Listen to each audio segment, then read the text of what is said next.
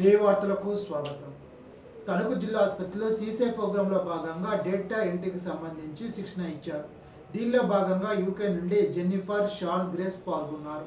UNICEF నుండి MCH state mentor Nagendra, doctor Ratnavali తదితరులు పాల్గొని తల్లి పిల్లల విభాగంలో వైద్యులకు, స్టాఫ్కు శిక్షణ ఇచ్చారు. గర్భవరం జగన్నాథపురంలో రాజు వెగ్నేశ ఫౌండేషన్ వారి ఆధ్వర్యంలో సుమారు 50 కోట్లతో చేసిన అభివృద్ధి పనులను శనివారం కేంద్ర మంత్రి శ్రీనివాస్ వర్మ, మంత్రి నిమ్మల రామానాయుడు ప్రారంభించారు. రాజు వెగ్నేశ ఫౌండేషన్ వారు మంచినీటి చెరువు, ఆర్ఓ వాటర్ ప్లాంట్, పాఠశాల భవనాలు, సీసీ రోడ్లు అభివృద్ధి పరిచారు. ఈ సందర్భంగా ఫౌండేషన్ అధినేత అనంత కోటిరాజు మాట్లాడుతూ, గణపవరం తన జన్మస్థలమని, జన్మభూమి అభివృద్ధికి తన సహకారం ఎప్పుడు ఉంటుందని అన్నారు. కేంద్ర రాష్ట్ర మంత్రులు ఫౌండేషన్ వారి సేవలను కొనియాడారు. దాత అనంత కోటిరాజును మంత్రులు ఘనంగా సన్మానించారు. కార్యక్రమ కూటమి నాయకులు, కార్యకర్తలు, గ్రామ ప్రజలు పెద్ద ఎత్తున పాల్గొని అనంత కోటిరాజును పూలమాలలతో ముంచెత్తారు. ఉండి మండలం వెలువరిలోని వీరపేరంటలమ్మ ఆలయ అభివృద్ధికి 1.30 కోట్లతో అదనపు వసతులు సమకూర్చిన దాతల సహకారం ప్రశంసనీయమని ఉపసభాపతి, శాసనసభ్యులు కనుమూరు రఘురామకృష్ణరాజు అభినందించారు. గురువారం ఆయన అమ్మవారిని దర్శించుకొని ప్రత్యేక పూజలు చేశారు. ఈ సందర్భంగా ఆలయ అధికారులు పూనకుంభంతో స్వాగతం పలికి ఘనంగా సత్కరించారు. ఆలయ ప్రాంగణంలో ఏర్పాటు చేసిన నిప్పుల గుండానికి ప్రత్యేక పూజలు చేశారు. వీరపేరంటలమ్మ కళావేదికతో పాటు భక్తులు వేచి ఉండేందుకు నిర్మించిన షెడ్లు, వంట, వసతిశాల దాతలను సత్కరించారు. కార్యక్రమంలో గ్రామ సర్పంచ్ పెరిమెంచి అంజనీదేవి, ఆలయ committee chairman Garaju Venkataraju, Telugu Desam party రాష్ట్ర కార్యనిర్వాహక కార్యదర్శి మాజీ సర్పంచ్ పొత్తూరు వెంకటేశ్వరరాజు, మాజీ చైర్మన్లు కల్లెపల్లి సతీష్ రాజు, ముందునూరి రంగరాజు, మంతిన రంగరాజు, ఆలయ ఉత్సవ కమిటీ సభ్యులు, గ్రామ పెద్దలు పాల్గొన్నారు.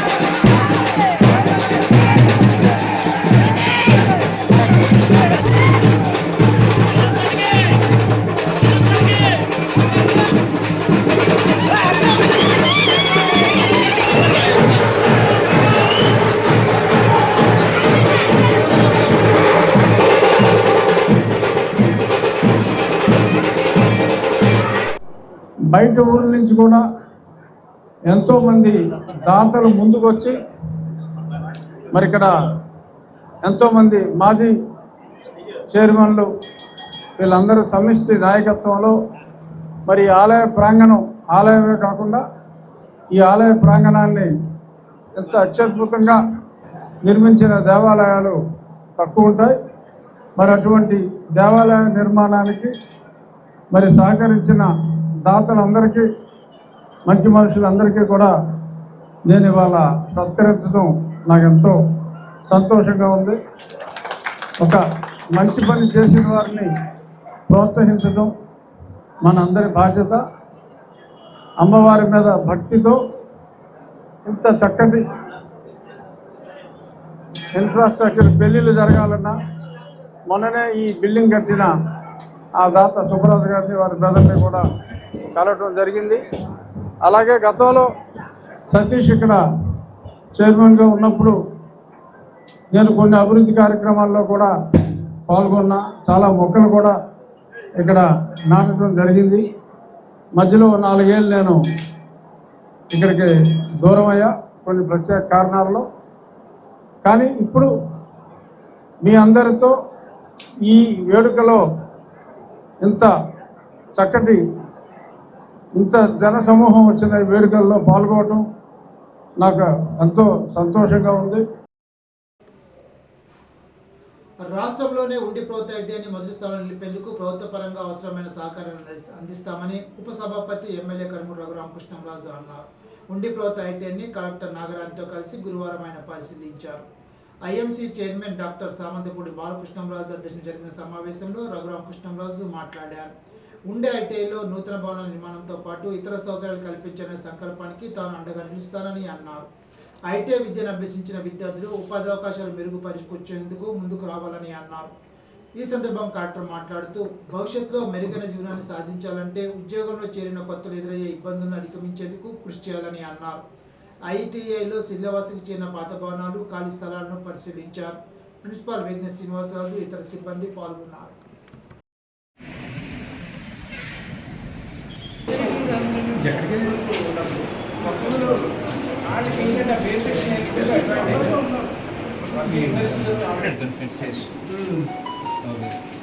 కంప్లీట్గా 1 by 1 స్టెప్స్ మనకి అది సిస్టమే జనరేట్ చేసి చెప్తుంది సార్. ఆ స్టెప్స్ మనం చూసుకుంటూ స్టూడెంట్ ప్రాక్టికల్ని ప్రాక్టికల్ చేస్తుంది.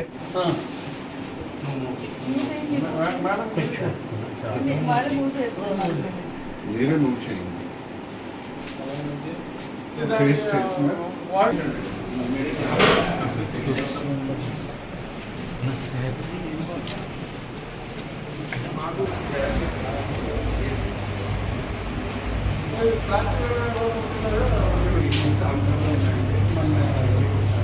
వరకే మనం ఏదైనా ట్రైనింగ్ సెంటర్ అది ఏమైనా అవునండి క్లియర్ చేయాలండి. తర్వాత ఇది కొంచెం లోతు అవ్వాలి.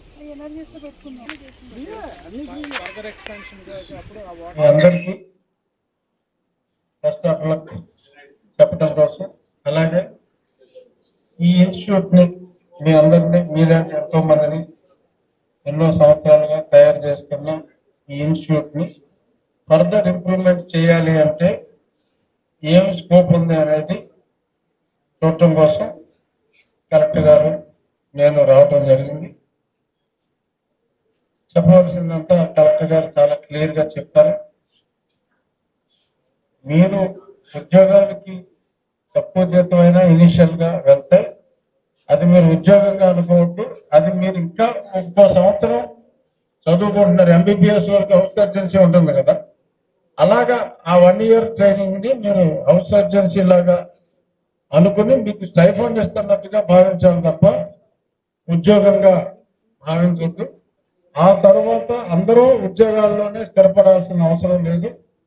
ఎందుకంటే మంచి మంచి స్కిల్స్ ఉంటే మీరు సొంతంగా కూడా ఎంటర్‌ప్రెన్యూర్స్ గా డెవలప్ అవ్వచ్చు. రాష్ట్ర ప్రభుత్వం కూడా మంచి మంచి స్కీమ్స్ కూడా సెల్ఫ్ ఎంప్లాయ్మెంట్ కి మంచి మంచి స్కీమ్స్ తీసుకొస్తుంది. ఎడ్యుకేషన్ అనేది చాలా ఇంపార్టెంట్ ఎడ్యుకేషన్. ప్రతి ఇండస్ట్రీకి అంటే ఇండస్ట్రీ డెవలప్ అవ్వాలి అంటే మన జిల్లాలో అనేక కంపెనీలు వచ్చి ఇక్కడ సెటప్ చేయాలంటే మీలాంటి వర్క్ ఫోర్స్ అంతా కూడా చాలా అవసరము. మీరు చాలా బాగా చదువుకోవాలి. అలాగే మీ యొక్క సిబ్లింగ్స్, మీ ఫ్రెండ్స్ ని కూడా ఐటీఐకి ఎంకరేజ్ చేసి చదువుకునేటట్టు చేసుకోవాలి. అలాగే మీ కాలేజ్ లో మీ ఇన్స్టిట్యూషన్ లో ట్రైనింగ్ ఎట్లా జరుగుతుంది, ఏమి ఫెసిలిటీస్ ఉన్నాయి అనేదంతా కూడా ఇప్పుడు నేను సార్ వెళ్ళి చూసి ఒక అవగాహన తెచ్చుకుంటాం. ఏదన్నా రిక్వైర్మెంట్ ఉంటే కూడా మా సైడ్ నుంచి ఏం కోఆర్డినేట్ చేయాలో ఖచ్చితంగా కోఆర్డినేట్ చేస్తాం. అయితే పిల్లలు స్టూడెంట్స్ అందరికీ చెప్పేది ఏంటంటే ఖచ్చితంగా అందరూ ఎంప్లాయ్మెంట్కి వెళ్ళండి. స్టార్టింగ్ లో ఆ శాలరీ అనేది మీకు తక్కువగా కనిపించచ్చు, కానీ మీ వయసుకి ఆ శాలరీ మీరు మొదలు పెడితే ఒక 2-3 years కి 5 years కి ఖచ్చితంగా మంచి గ్రోత్ ఉంటుంది. ఫస్ట్ 2-3 years అనేది ఎంప్లాయ్మెంట్ చాలా ఇంపార్టెంట్.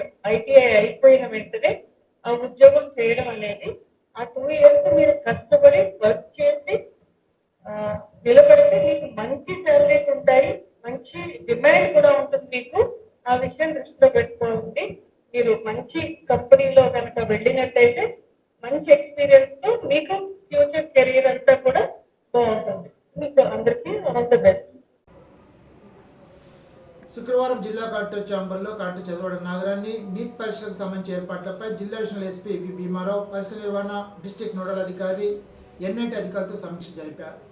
ఈ సందర్భంగా జిల్లా కలెక్టర్ చదవడం నగరాన్ని మాట్లాడుతూ జిల్లాలో 2100 మంది అభ్యర్థులు నీట్ పరీక్షలు రాయడానికి తాడేపల్లిగూడెంలోని ఎన్ఐటి శశి కాలేజీలో 2 సెంటర్లు కేటాయించడం జరిగిందని, మే 4వ తేదీన పరీక్ష నిర్వహించడం జరుగుతోందని అన్నారు. పరీక్ష ఆఫ్లైన్లో జరుగుతుందని తెలిపారు. ఇందుకు సంబంధించిన ఏర్పాట్లకు ఇప్పటి నుండే సంబంధిత సెంటర్లను పూర్తి స్థాయిలో పరీక్షించి అన్ని ఏర్పాట్లను పకడ్బందీగా పూర్తి చేయాలని తెలిపారు. సమావేశంలో జిల్లా additional SP V Bhimarao, DEO E Narayana, పరీక్షల నిర్వహణ డిస్ట్రిక్ట్ నోడల్ అధికారి N Jayaram, NIT superintendent of examiners doctor N Sunil Kumar, Tadepalligudem DSP D Vishwanath పాల్గొన్నారు. వీరవాసరం ఎంఆర్కే జిల్లా పరిషత్ హైస్కూల్లో ఏప్రిల్ 3 నుంచి ప్రారంభమైన 10వ తరగతి జవాబు పత్రాల మూల్యాంకన ప్రక్రియను జిల్లా కలెక్టర్ చదరడు నాగరాణి శుక్రవారం ఆకస్మికంగా తనిఖీ చేశారు. ఈ సందర్భంలో జిల్లా joint collector T Rahul Kumar Reddy కూడా పాల్గొన్నారు. పశ్చిమ గోదావరి జిల్లా చుట్టుపక్కల జిల్లాల మిగతా జిల్లాలోని జవాబు పత్రాలను మూల్యాంకనం చేసేందుకు జిల్లాకు పంపించడం జరిగింది. ఈ సందర్భంగా జిల్లా కలెక్టర్ చదరడు నాగరాణి మాట్లాడుతూ 10వ తరగతి జవాబు పత్రాల మూల్యాంకన పకడ్బందీగా పూర్తి చేసేందుకు అన్ని ఏర్పాట్లు పూర్తి చేసి మూల్యాంకనం ప్రారంభించడం జరిగిందని తెలిపారు. వివిధ జిల్లాలకు చెందిన 9 సబ్జెక్టులకు సంబంధించి 1,69,341 జవాబు పత్రాలు మన జిల్లాకు వచ్చాయని అన్నారు. 102 మంది చీఫ్ ఎగ్జామినర్లు, 612 మంది సహాయ ఎగ్జామినర్లు, 204 మంది స్పెషల్ అసిస్టెంట్లు, మొత్తం కలిపి 918 మంది జిల్లా విద్యాశాఖ అధికారి ఈ నారాయణ పర్యవేక్షణలో జవాబు పత్రాల మూల్యాంకనం పూర్తి చేసేందుకు నియమించడం జరిగిందని తెలిపారు. శుక్రవారం జిల్లా కలెక్టర్ చరణ్ నాగరాణి పెద్దమైనవాని లంక డిజిటల్ భవనాన్ని, పిఎం లంక సముద్రం కొత్త గురే ప్రాంతంలో డెలైట్ కంపెనీ చేపట్టిన ప్రాజెక్ట్ ప్రాంతాన్ని ఆకస్మికంగా సందర్శించారు. ఈ సందర్భంగా నరసాపురం శాసనసభ్యులు ప్రవత్తవి భూమి నాయకర్, జిల్లా joint collector T Rahul Kumar Reddy, RDO Dasiraju తదితరులు పాల్గొన్నారు. వాస్తవాన్ని ప్రచురించే న్యూస్ ఛానల్, పత్రికలపై అణచివేత ధోరణి సహించేది లేదని జర్నలిస్ట్ సంఘాల నేతలు హెచ్చరికలు జారీ చేశారు. Tadepalligudem area press club journalist welfare association అత్యవసర సర్వసభ సమావేశంలో పలువురు జర్నలిస్టు సంఘాల నేతలు తమ అభిప్రాయాలు వెల్లడించారు. ప్రధానంగా రచ్చ మీడియా వార్తా కథనాలపై తాడేపల్లిగూడెం టౌన్ పోలీస్ స్టేషన్లో నిరాధార ఆరోపణలతో కేసు నమోదు చేయడంపై జర్నలిస్టులు గళమెత్తారు.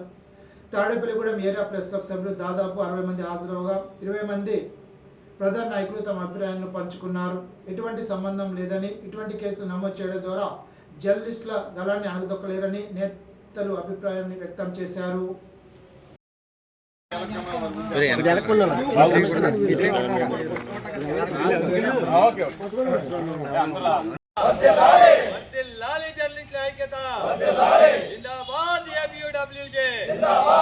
జర్నలిస్టులపై కేసులు, జర్నలిస్టులపై కేసులు, అన్యాయాన్ని ప్రశ్నిస్తున్న రచ్చా మీడియాపై కేసులు, అన్యాయాన్ని ప్రసారం చేసిన రచ్చా మీడియాపై కేసులు, వర్ధిల్లాలి జర్నలిస్టులపై ఐక్యత, జిందాబాద్ ఏపీయూడబ్ల్యూజే. ఇప్పుడు తూర్పుగోదావరి జిల్లా వార్తలు. మృత్యుతో 12 రోజుల పాటు పోరాడిన ఫార్మాసిస్ట్ నాగాంజలి శుక్రవారం మృతి చెందింది. కిమ్స్ బొల్లేని ఆసుపత్రి ఏజీఎం దీపక్ లైంగిక వేధింపులు తాళలేక ఆత్మహత్యానికి పాల్పడిన నాగాంజలి గత నెల 23వ తేదీ నుంచి కిమ్స్ బొల్లేని ఆసుపత్రిలో చికిత్స పొందుతున్న విషయం తెలిసిందే. నాగాంజలి మృతదేహాన్ని రాజమండ్రి ప్రభుత్వ ఆసుపత్రికి తరలించారు. ఇప్పుడు ఏలూరు జిల్లా వార్తలు. పెదపాడు మండలం కొనికిలో నూతనంగా నిర్మిస్తున్న 33/11 kV విద్యుత్ ఉప కేంద్రానికి జరిగిన శంకుస్థాపన కార్యక్రమంలో ముఖ్య అతిథిగా దెందులూరు శాసనసభ చింతమనేని ప్రభాకర్ పాల్గొన్నారు. జిల్లా విద్యుత్ శాఖ సూపరింటెండెంట్ ఇంజనీరింగ్ సాల్మన్ రాజు, డిఈ అంబేద్కర్ సహా పలువురు కూటమి నాయకుల అధికారులతో కలిసి నూతన విద్యుత్ సబ్స్టేషన్కు ఎమ్మెల్యే చింతమనేని ప్రభాకర్ భూమి పూజ చేశారు. ఈనాటి బంగారు మాట. వినడంలో తొందరపడాలి కానీ మాట్లాడడంలో కాదు. James Judith. ఈ వార్త ఇంతటితో సమాప్తం. తిరిగి బిజినెస్లో కలుసుకుందాం. అంతవరకు సెలవు. నమస్కారం.